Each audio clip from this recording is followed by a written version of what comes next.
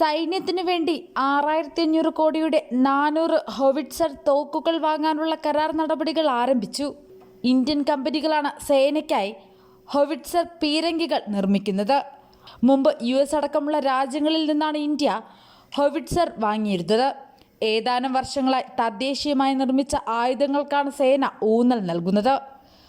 തോക്കുകളെന്ന് വിശേഷിപ്പിക്കാറുണ്ടെങ്കിലും ചെറു പീരങ്കിക്ക് സമാനമാണ് howitzer. 25 kilometre ദൂരപരിധിയുള്ള തോക്കുകളുടെ ഭാരക്കുറവാണ് മറ്റൊരു പ്രത്യേകത. ഇവ പഴയ ബോഫോഴ്സ് തോക്കുകളേക്കാൾ ഭാരം കുറഞ്ഞതും ഉയർന്ന പ്രദേശങ്ങളിൽ വിന്യസിക്കാൻ എളുപ്പവുമാണ്.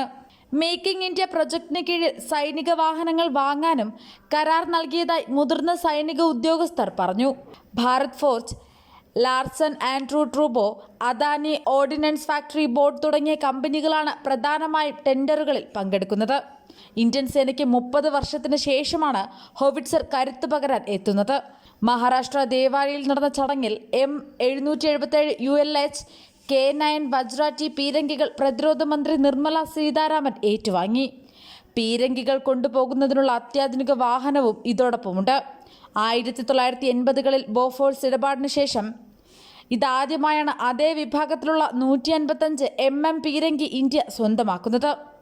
145 പീരങ്കികൾ 5070 കോടി രൂപയ്ക്ക് ഇന്ത്യ വാങ്ങും. US സേന ഉപയോഗിക്കുന്നതാണിവ. അമേരിക്കൻ നിർമ്മിത M777A2 ഹോവിറ്റ്സർ പീരങ്കി, സ്വയം പ്രവർത്തിക്കുന്ന ദക്ഷിണ കൊറിയൻ നിർമ്മിത K9 വജ്ര തോക്കുകൾ എന്നിവയാണ് പ്രധാന ആയുധങ്ങൾ. അമേരിക്കയിൽ നിന്ന് സർക്കാർ തല പ്രതിരോധ കരാറിലൂടെയാണ് ഭാരം കുറഞ്ഞ ഹോവിറ്റ്സർ പീരങ്കികൾ ഇന്ത്യ സ്വന്തമാക്കിയത്. മഹീന്ദ്ര ഡിഫൻസ്, BAE സിസ്റ്റംസ് എന്നിവയോട് ചേർന്നാണ് പീരങ്കികൾ സംയോജിപ്പിച്ചത്. ഭാരം കുറഞ്ഞതിനാൽ എവിടെയും കൊണ്ടുപോകാനും പെട്ടെന്ന് ഉപയോഗിക്കാനും സാധിക്കും. ഹെലികോപ്റ്ററിൽ ഘടിപ്പിക്കാൻ കഴിയുന്നതാണ് ഹോവിറ്റ്സർ പീരങ്കികൾ. ഇന്ത്യക്ക് പുറമെ കാനഡ, ഓസ്ട്രേലിയ എന്നീ രാജ്യങ്ങളും ഹോവിറ്റ്സർ പീരങ്കികൾ ഉപയോഗിക്കുന്നുണ്ട്. L&T K9 വജ്ര തോക്കുകൾ അസംബിൾ ചെയ്തത് പുറത്തിറക്കിയത്. മേക്കിംഗ് ഇന്ത്യയുടെ ഭാഗമായി കിട്ടാനുള്ള 90 തോക്കുകളിൽ ഭൂരിഭാഗവും ഇന്ത്യയിൽ നിർമ്മിക്കുന്നുവെന്ന് പ്രതിരോധ മന്ത്രി പറഞ്ഞു. ഇതോടെ അരുണാചലിൽ ഇന്ത്യയുടെ സൈനിക നീക്കം കൂടുതൽ ശക്തമാകും. കിഴക്കൻ അതിർത്തിയിൽ പ്രകോപനം സൃഷ്ടിക്കുന്ന ചൈനയ്ക്ക് ശക്തമായ തിരിച്ചടി നൽകുമെന്ന സൂചനയാണ് സൈന്യം നൽകുന്നത്. ലഡാക്കിൽ PP-15 മേഖലയിൽ നിന്നും സൈനിക പിന്മാറ്റം ആരംഭിച്ചതിന് പിന്നാലെയാണ് അരുണാചലിൽ ചൈനയുടെ പ്രകോപനം. ചൈനീസ് നീക്കത്തിനെതിരെ അരുണാചൽ അതിർത്തിയിൽ M777 ഹോവിറ്റ്സർ പീരങ്കികൾ സ്ഥാപിച്ചുകൊണ്ടാണ് സൈന്യം പ്രതിരോധം ശക്തമാക്കിയിരിക്കുന്നത്. ചൈന അതിർത്തി പങ്കിടുന്ന മുഴുവൻ പ്രദേശങ്ങളിലും എളുപ്പത്തിൽ എത്തിക്കാവുന്നതും ഭാരം കുറവുള്ളതുമായ ഹോവിറ്റ്സർ പീരങ്കികൾ സ്ഥാപിച്ചതായി സൈന്യം അറിയിച്ചു.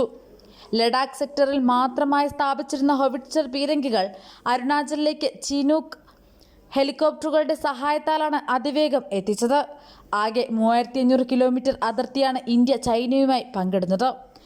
ഗാൽവാൻ താഴ്വരയിലെ സംഘർഷശേഷം ഇന്ത്യ മുഴുവൻ അതിർത്തിയിലും ജാഗ്രത പാലിക്കുകയാണെന്നും സൈന്യം അറിയിച്ചിട്ടുണ്ട്.